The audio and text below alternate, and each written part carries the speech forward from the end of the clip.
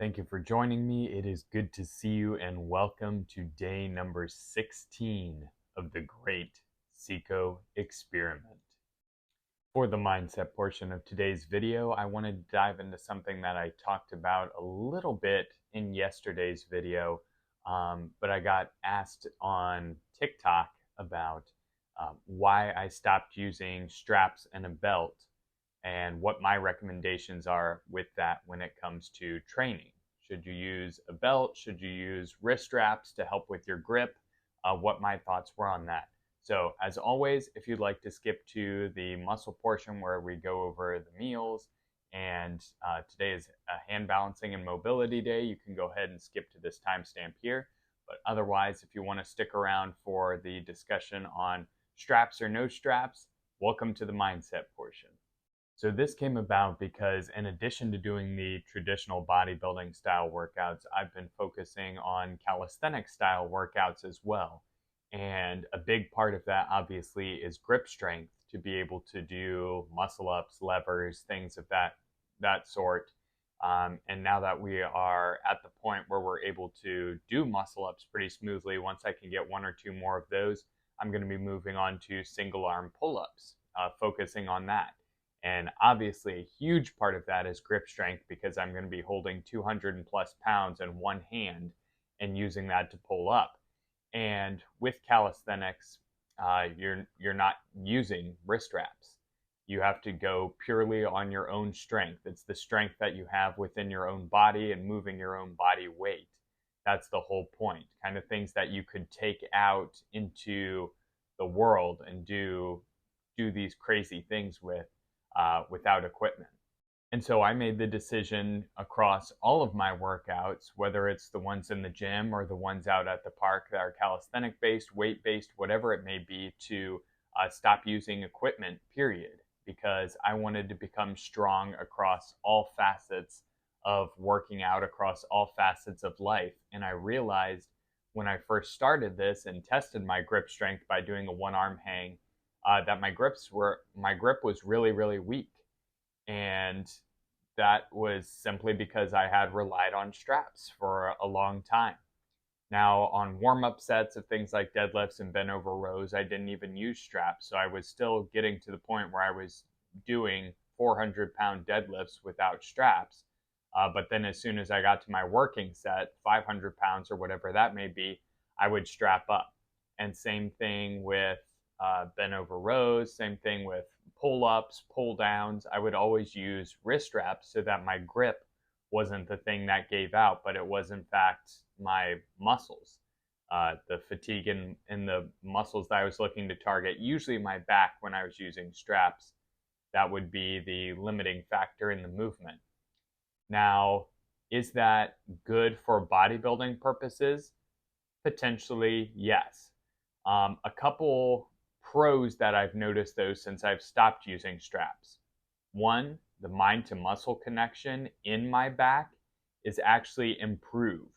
For whatever reason, when I'm able to use a powerful grip into the movement and have strengthened that grip so it's no longer a limiting factor or a weak link, starting the pull with a strong grip, whether it's a pull up, pull down, row, deadlift, whatever it is, I'm actually able to get a much better contraction and mind to muscle connection in my back. The whole movement feels that much more powerful and that much more explosive. Now, that may not be the case for everyone, and it did take me a week or two to let my grip adjust to that before that became true. But it certainly is now. So I noticed a big improvement in just the neurological connection firing all the way up through my wrists, my elbows, my shoulders, into my back since I've stopped using straps and stopped using like that hook style grip. So that's a big pro for me. Pro number two obviously is my grip strength has increased dramatically. Even just over a couple weeks, I've gone from doing like a 5 to 6 second one arm hang before my grip started to fatigue to being able to do 15 to 20 second one arm hangs where grip is not an issue whatsoever. Towards the end of the workout that I filmed yesterday, my hands just started hurting because they're weak and I need to build up strength and calluses there. But I want to be able to get to the point where I can do at least a 1 minute hang from one arm. So grip is improving. That's another big thing. My forearms are actually improving a lot, which is another thing that I noticed. I'm getting more definition, more vascularity, just a lot more strength and powerful look to my forearms. And as we are going with somewhat of a minimalist approach to training, I don't want to spend an extra 20 minutes twice a week or whatever doing wrist curls, reverse curls, and all of that.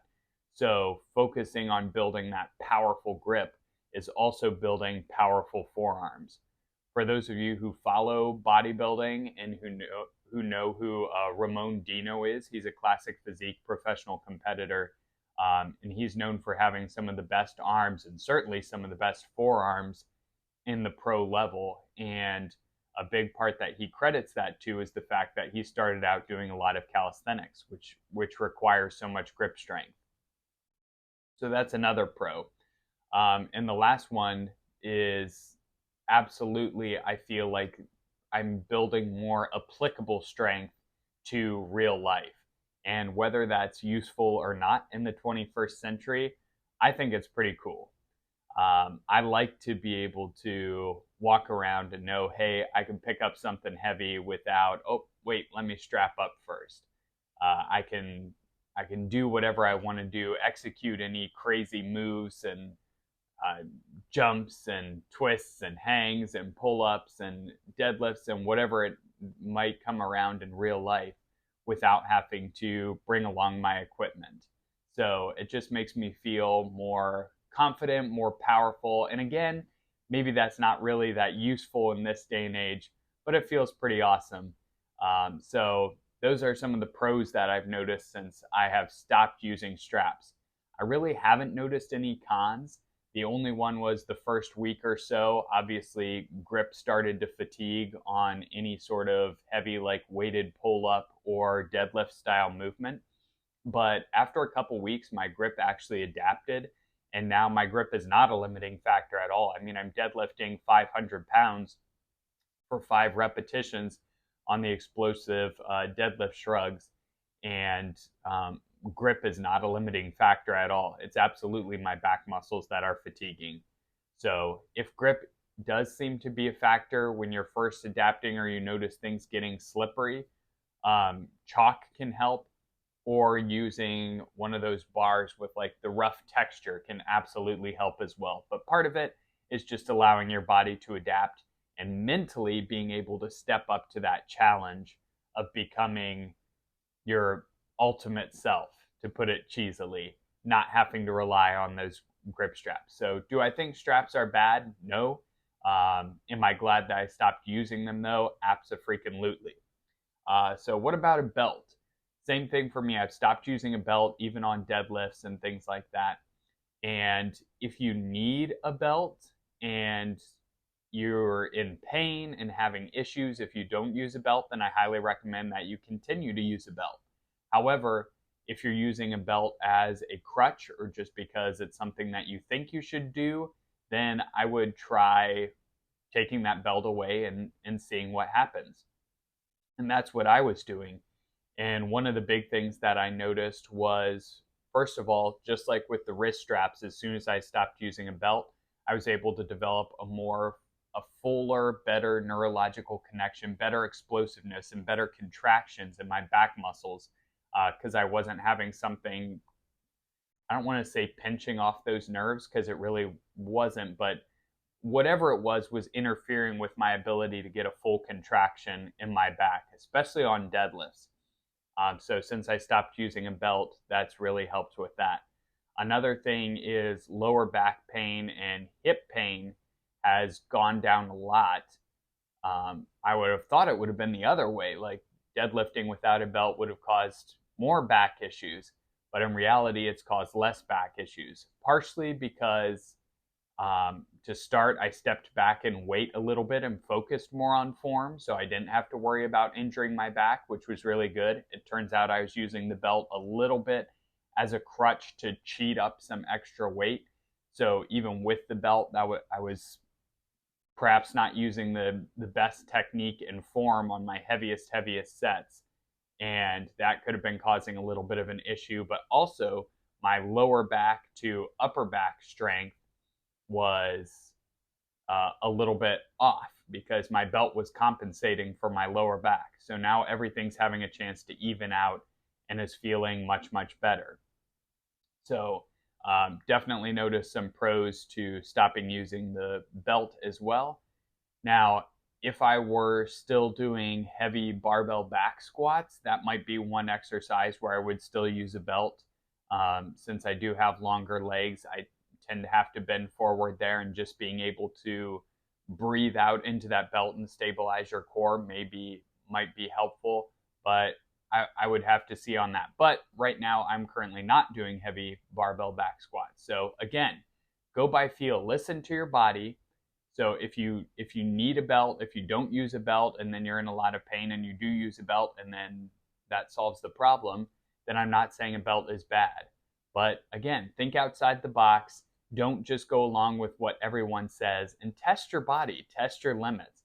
I want to be strong across all aspects of this, all aspects of life, and I don't want equipment to be a limiting factor for me. So whether that's just a mental thing for me, or there's some physical benefits that come along with it, it's pretty cool. So I wanted to touch on that because somebody did ask me about that on TikTok. So my recommendation would be at least try going beltless and strapless for a couple weeks.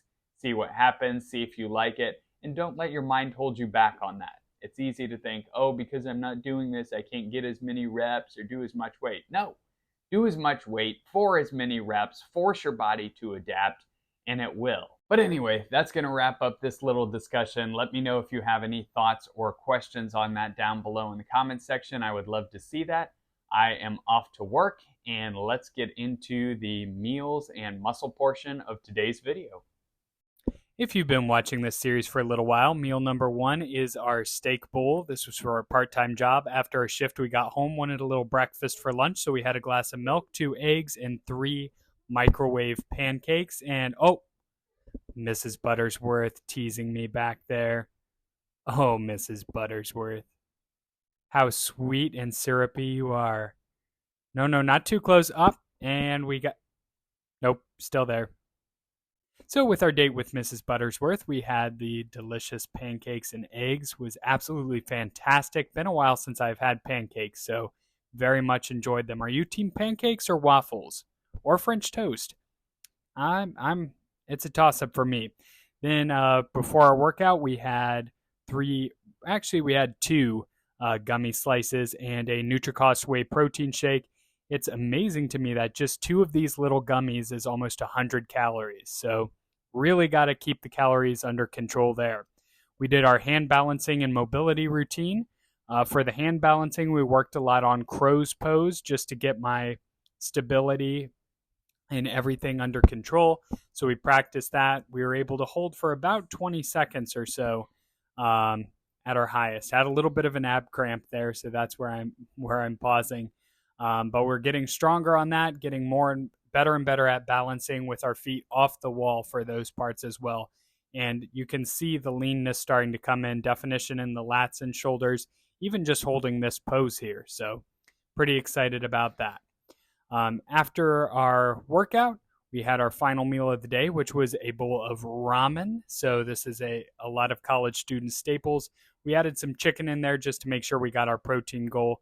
Got the water boiling, got the ramen in there, got that all cooked up.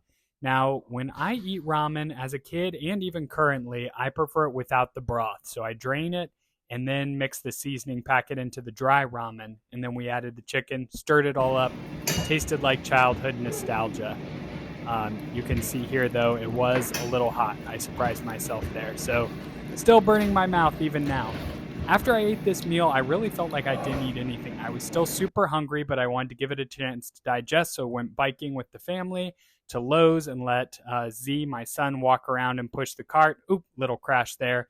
And after that, I felt much better. That is going to wrap it up for day number 16. We finished off the day with 1,900 calories and 137 grams of protein. So sticking with the goal.